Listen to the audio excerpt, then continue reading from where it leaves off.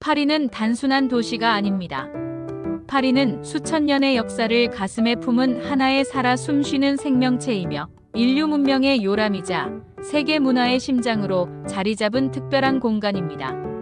오늘 우리는 그 파리의 탄생부터 지금 이 순간까지 숨가쁘게 달려온 여정을 따라가 보려 합니다. 파리의 첫 장면은 기원전 3세기로 거슬러 올라갑니다. 이때 세느강 한가운데 자리한 시테 섬에는 파리시라는 갈리아족이 작은 마을을 이루고 살고 있었습니다. 그들은 강을 따라 고기잡이와 무역을 하며 조용히 살아갔지만 머지않아 거대한 로마 제국이 이 땅에 주목하게 됩니다.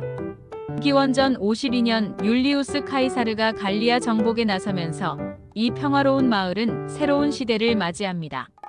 로마는 이곳에 새로운 이름을 부여했습니다. 바로 루테시아. 그들은 이 시테 섬과 강을 중심으로 새로운 도시를 건설했습니다. 목욕탕과 원형극장, 신전과 가도, 로마의 문명이 파리에 뿌리내리기 시작했죠. 오늘날에도 파리의 라틴 지구 한가운데에선 2000년 전 로마 목욕탕의 흔적이 남아있고 세느강 다리 아래에선 그 옛날 로마인들이 걸었던 돌길의 흔적을 만날 수 있습니다. 그러나 로마의 평화는 영원하지 않았습니다. 5세기 서로마 제국이 무너지고 게르만족이 유럽 대륙을 휩쓸면서 파리는 혼란 속으로 빠져듭니다. 바이킹의 잦은 침공에 시달렸고 성곽은 불탔으며 도시는 폐허로 변해갔습니다. 하지만 이 시기 파리는 기독교를 중심으로 다시 일어섭니다. 12세기에는 인류 역사상 가장 유명한 고딕 대성당 중 하나인 노트르담 대성당이 시테 섬 위에 우뚝 섭니다. 강렬한 스테인드 글라스, 높은 첨탑, 웅장한 종탑은 이 도시가 단순히 유럽의 작은 마을이 아님을 세상에 알립니다. 1163년에 시작된 이 건축물은 무려 200년이 넘는 세월 동안 지어졌고 수세기 동안 파리의 정신적 중심지가 되었습니다. 그뿐만 아니라 12세기 말 파리에는 유럽 최고의 학문 중심지인 파리 대학이 설립됩니다. 철학과 신학, 의학과 법학이 이곳에서 발전했고 전 유럽에서 젊은 지성들이 파리로 모여들었습니다. 거리에는 라틴어가 넘실거렸고 라틴 지구라는 이름이 붙여졌습니다. 당시 파리는 지식의 수도라 불렸습니다. 동시에 프랑스 왕실도 이곳에 자리를 잡습니다. 12세기 필리프 2세는 파리 성벽을 건설하고 루브르 요새를 세웁니다. 이 작은 방어 요새는 훗날 세계 최대의 박물관이 될 루브르 박물관의 기초가 됩니다. 시간이 흘러 파리는 프랑스 왕국의 수도로 자리 잡습니다. 14세기부터 15세기, 100년 전쟁이라는 긴 전쟁을 겪으며 파리는 잿더미가 되기도 하지만 다시금 부활합니다. 16세기, 르네상스의 꽃이 피어나며 예술과 문학이 도시를 물들입니다. 이후 태양왕 루이 14세의 시대, 파리는 전례 없는 웅장함을 자랑하게 됩니다. 베르사유의 궁전이 지어지면서 왕과 귀족들은 수도를 떠나지만 파리는 여전히 유럽 문화의 중심으로 남습니다.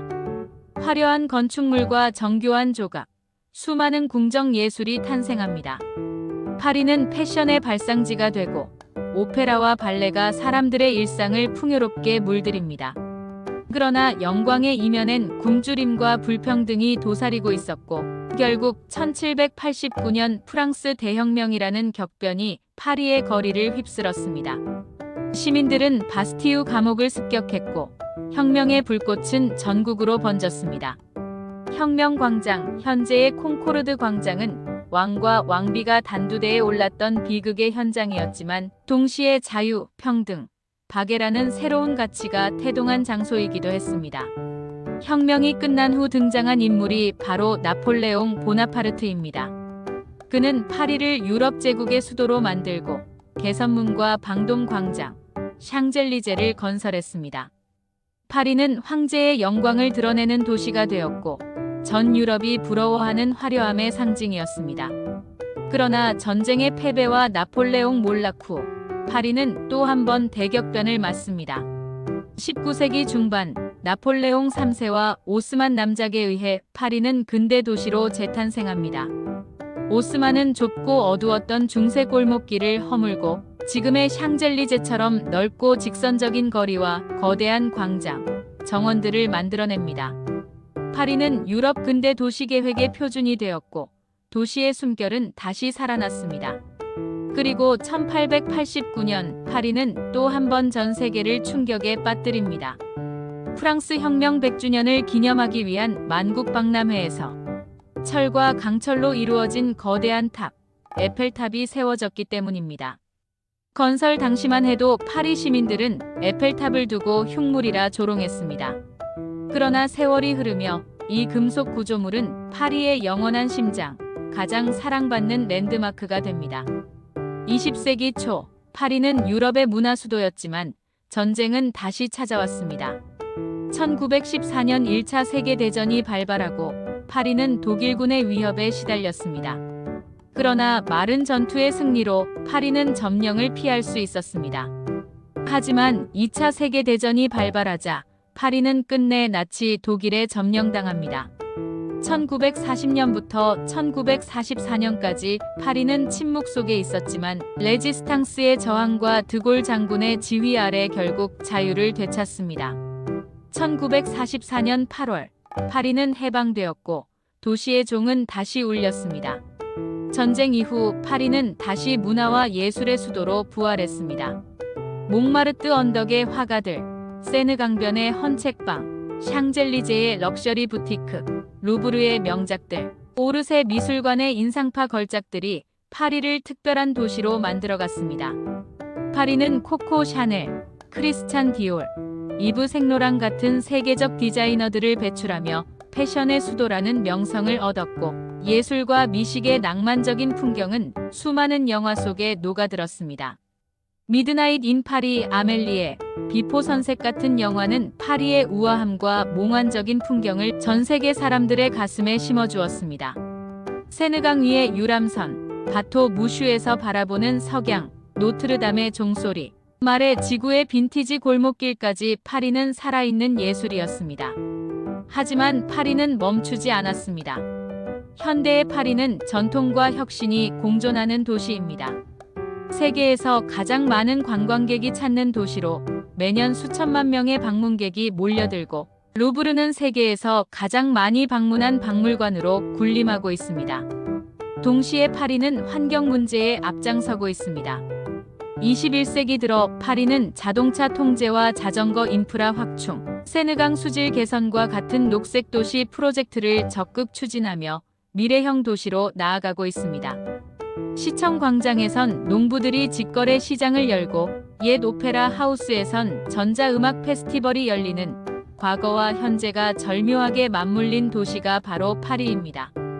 파리는 언제나 변화를 두려워하지 않았습니다. 때로는 불타오르는 혁명의 심장이었고 때로는 패션과 예술의 무대였으며 때로는 전쟁의 상처를 딛고 일어선 불굴의 도시였습니다. 지금도 파리는 매일 조금씩 변하고 있습니다. 새로운 박물관이 문을 열고 오래된 철도역이 복합문화 공간으로 바뀌며 버려진 공장이 창의적인 아트센터로 변모합니다. 물론 최근 들어서는 부정적인 면도 나타나고 있습니다.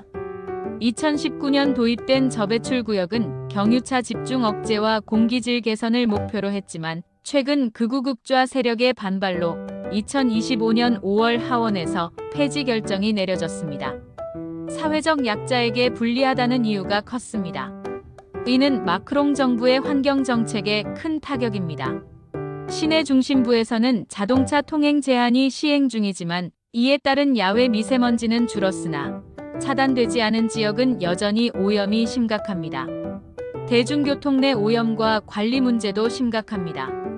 벨비로베르 캄프조레 역 등 지하철 내 미세먼지가 심각한 수준입니다. 철제 브레이크와 미흡한 환기에 기인하며 2024년 초 관련 조사가 이루어졌습니다. 2023년 여름에는 메트로 고장과 전기 환기 문제로 승객들이 2시간 넘게 터널에 갇히는 사고가 발생하면서 대중교통의 열악한 대응 체계가 드러났습니다.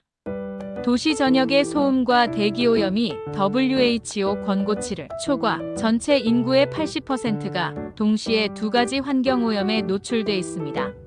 샹젤리제를 비롯한 주요 도심 도로의 자동차 통행량과 소음은 세계보건기구 기준 대비 훨씬 높아 인도 측면의 재설계가 필요합니다.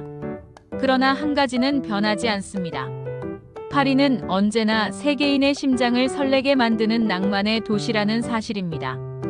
밤에 세느강을 걷다 보면 우리는 여전히 그 옛날 몽마르트의 시인들과 루브르에서 그림을 그리던 화가들과 샹젤리제를 걷던 왕족들과 숨결을 나누는 듯한 기분이 듭니다.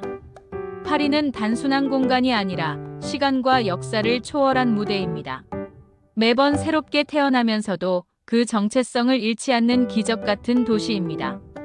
그리고 우리는 오늘도 파리에게 묻습니다. 1000년이 흘러도 당신은 여전히 빛날 것인가? 그러면 파리는 미소를 지으며 대답할 것입니다. 나는 인류의 기억 속에서, 세느강 위에서, 루브르의 창가에서, 에펠탑의 꼭대기에서 언제나 당신과 함께 할 것이라고. 시니어 지식클럽, 세계의 도시, 다음 편도 기대해 주세요.